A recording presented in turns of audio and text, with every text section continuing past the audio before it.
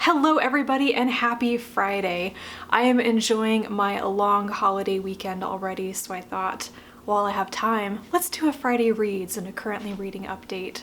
It is Labor Day weekend here in the US, so we have Monday off, but I also took this Friday off from work just for the heck of it. I really need to take more vacation time. So I've been really enjoying today and getting a lot of reading in. And it is September, which means all of the September readathons that I want to participate in have started, and I have been making progress already with my TBR for that. So let's discuss. Earlier today, I finished Star Nomad by Lindsay Broker, which is from my Magical Readathon TBR. It's also a space opera novel, though it doesn't really count for Space Opera September because I didn't like buddy read it with anybody, but I'm just trying to read space opera this month, so low-key participating in that readathon. But for the Magical Readathon, that was for the prompt, read a book from an ongoing series, so I've got one checked off of my TBR for that one.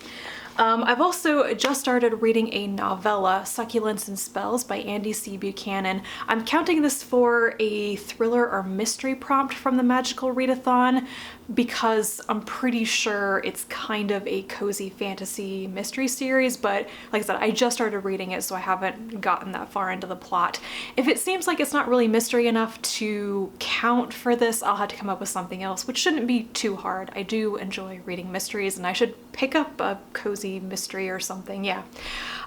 So that is in progress right now. I think I am going to enjoy this one, and it's set in Wellington, New Zealand, which I think is super cool. Buchanan is a New Zealand author that I discovered last year during Con Zealand, so yeah.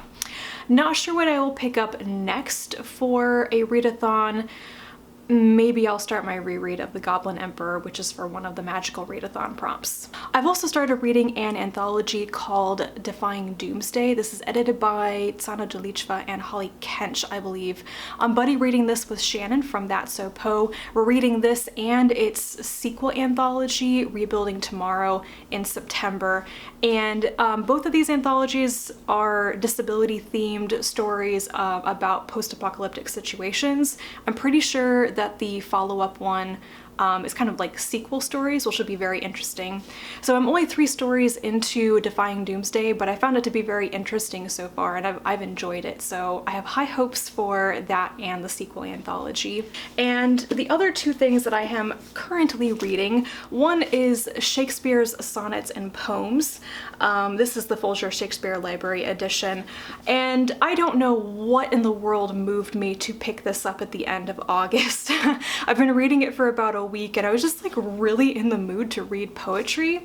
So I've read all of the sonnets so far. There are about 153 of them, I think.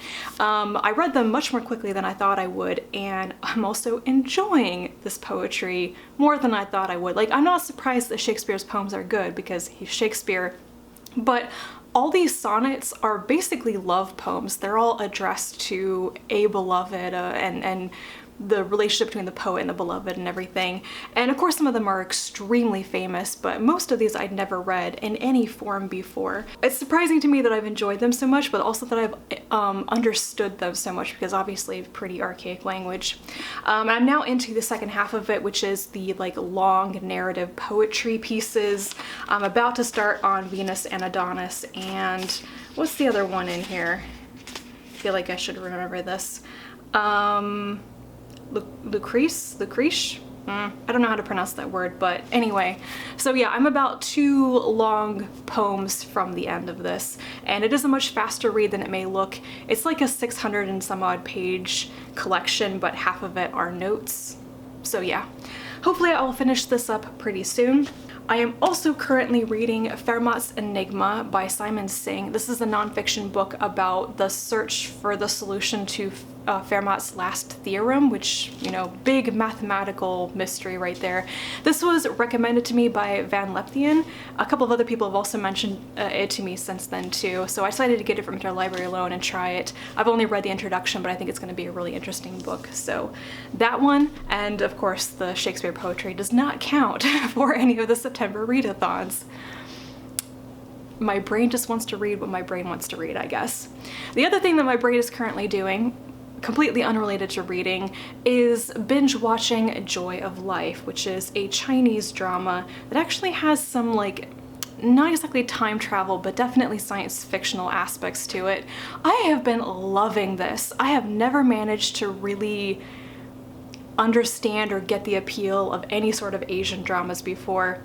But Kelsey from the Fancy Hat Lady Reads mentioned this in our August Stitch and Bitch live show, so I checked it out and I'm absolutely hooked. I'm like 10 episodes from the end. There are 46 episodes, so I've been using a lot of my free time to watch this rather than read, but I will hopefully finish that up over this weekend as well, and then I might have a bit more brain space to devote to other fun things like reading all the science fiction. But yeah, that's just been really enjoyable, and it has been a really long time since I've discovered a TV show like completely new to me that I obsessively watched. I try to watch a lot of things and never get past the first 1 or 2 episodes.